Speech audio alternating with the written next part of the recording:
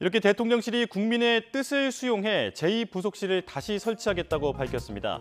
정권마다 존폐를 반복하는 제2부속실, 과연 어떤 조직일까요? 간단하게 살펴보겠습니다.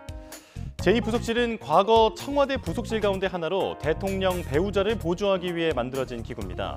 보통 5명에서 10명 사이로 조직되는데 배우자의 일정은 물론 의전, 의상까지 활동 전반을 담당하고 대통령과 함께하는 공식 행사, 해외 순방 같은 일정도 지원합니다. 제2부속실은 1972년 박정희 대통령의 지시로 처음 설치됐습니다. 당시 유경수 여사의 대외 활동을 지원하기 위해 대통령을 보조하던 부속실을 둘로 나눠서 대통령 담당 1부속실과 배우자 담당 2부속실로 분리했습니다. 이렇게 시작한 제2부속실은 이후 영부인들의 보조와 기구이자 영부인이 정치적 영향력을 발휘하는 창구 역할을 해왔습니다.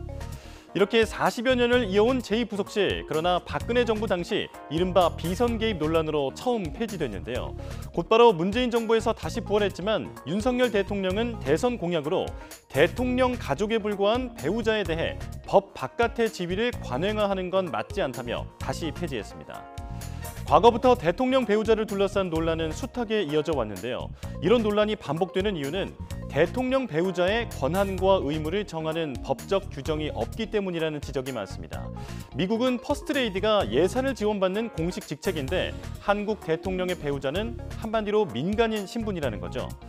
하지만 법적 지위와 별개로 대통령 배우자는 대통령과 가장 가까운 위치에 있다는 정치적 위상을 지닌 게 사실입니다. 결국 2년 만에 다시 설치되는 제2부속실, 대통령실은 대통령 배우자와 친족의 비위 행위를 감찰하는 특별감찰관도 국회가 추천하면 임명하겠다는 입장인데요. 이번 개편으로 대통령 배우자를 둘러싼 잡음이 줄어들지 지켜볼 일입니다.